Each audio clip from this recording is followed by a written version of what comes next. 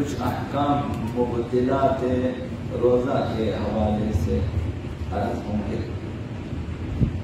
اگر انسان کو معلوم نہ ہو، پتہ نہ ہو کہ بعض چیزیں روزہ کو باطل کر دیتی ہیں، یہ اسے پتہ نہیں ہے، معلوم نہیں ہے، اور حکم کے نہ جاننے کی وجہ سے اسے انجام دیا، مثلا کھانا کھایا، مثلا پانی پیا، مثلا سگریٹ پی لیا، پتہ نہیں تھا اسے، حکم نہیں معلوم اسے۔ اب وہ تین چیزیں، کھانا، پینا اور خاص جنسی رابطہ، ازدواجی، یہ تین چیزیں اگر انجام دیا انجانے میں مسئلہ نہ جاننے کی وجہ سے، تو ان صورتوں میں روزہ باطل ہو جائے گا۔ یعنی اگر مسئلہ نہ جاننے کی وجہ سے ازدواجی تعلقات قائم کیا، روزہ باطل ہو جائے گا۔ کچھ کھا لیا، روزہ باطل ہو جائے گا۔ کچھ پی لیا، روزہ باطل ہو جائے گا۔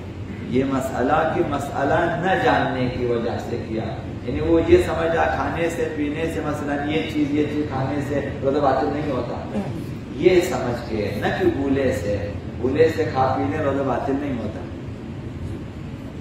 یہ تین چیزیں۔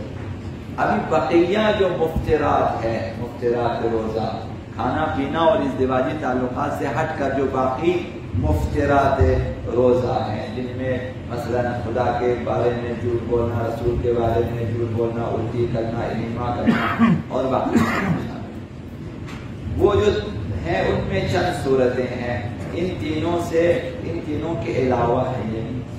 ان میں اگر مسائل سیکھنے میں کوتاہی کی ہو، اس میں وہ مسائل روزہ، مسائل مفترات روزہ سیکھ سکتا تھا، سستی کی، نہیں سیکھا، اس وجہ سے مسئلے کا پتہ نہیں چلا اور اس نے کوئی مبطل روزہ کا انجام دیا، تو وہ مقصر شمار ہوگا اور اس کا روزہ اس صورت میں باطل ہو جائے گا۔ مثلا جو ہے الٹی کرنا، قے کرنا، مثلا روزے کو باطل کر دیتا ہے مثلا، تو اس نے مسئلہ سیکھنے میں کوتاہی کیا ہے۔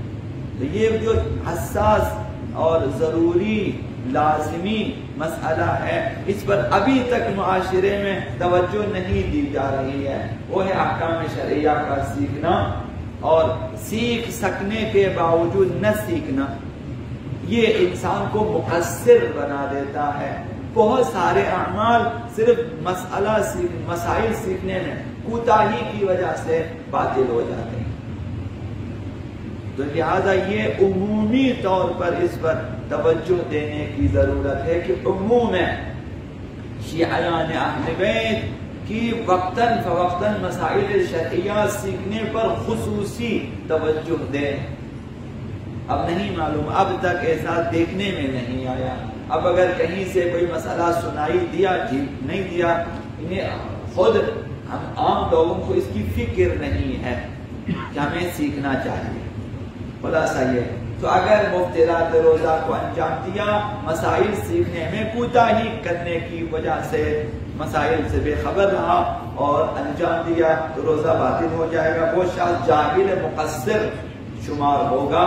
جاہل مقصر عند اللہ جواب گو ہے، خدا تعالی اس سے سوال کرتا ہے کہ تم نے کوتاہی کی ہے، اور کل قیامت کے دن اگر اپنے آپ کو چھڑا سکتے ہیں تو ٹھیک ہے۔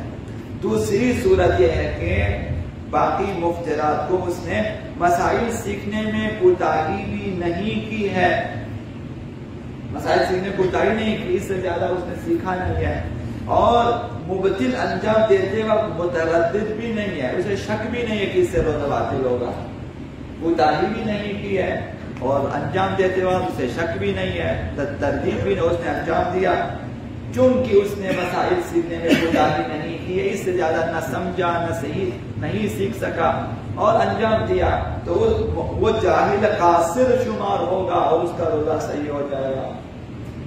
مثلا یہی الٹی کے بارے میں پتہ نہیں چلا اسے، یا مثلا ازدواجی تعلقات سے ہٹ کر جو مثلا انسان جو ہے جنابت کے امور انجام دے دیتے ہیں، مثلا اب بہت سارے جوانوں کو پتہ ہی نہیں ہے کہ وہ حرام ہے، مثلا اس طرح سے. تو اگر مسائل سیکھا اور نہیں سمجھا اور کیا تو روزہ باطل نہیں ہوگا. جاہل خاسر معذور ہے عند اللہ، معاف ہے، معذور ہے. جاہل مقصر جواب دہ ہے اور سزا کا مستحق ہے.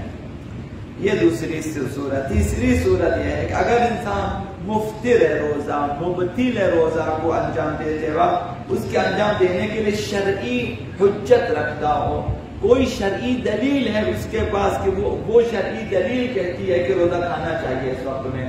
مثلا مجبور کر دیا کسی نے اسے جان لینے کی دھمکی دی ہے، اسے عزت و آبرو کی دھمکی دی ہے، اسے وہاں حجت شرعی ہوتی ہے. یا زبردستی اس کے منہ میں مثلا روٹی ڈال دیا ہے، کھانا پینا یا پانی ڈال دیا، حجت شرعی ہے. وہاں پہ انسان کے لیے شرعی ہے کہ جو میرے پاس اب چارہ نہیں، تو وہاں روزہ باطل نہیں ہوتا. حتیٰ ازدواجی تعلقات میں بھی اگر زبردستی کرائے تو جب بھی آزادی ملے اپنے آپ کو الگ کرنا چاہیے. جب بھی آپ ہاتھ چھوڑ دیا جنہوں نے مجبور کیا، اب آپ کو کھانا پینا ترک کرنا چاہیے مثلا. تو یہ حجت شرعی رکھتا ہو اور مبطل روزہ کام انجام دے رہا تو روزہ باطل نہیں ہوگا. اور کسی عمل کے مبطل روزہ ہونے کے بارے میں شک ہوتا ہے انسان کو کہ شاید سگریٹ پینے سے روزہ باطل ہو جائے، شک ہے اسے، اور مبطل ہونے کا احتمال ہے اس کے ذہن میں کہ شاید باطل ہو سکتا ہے، یہ احتمال ہے.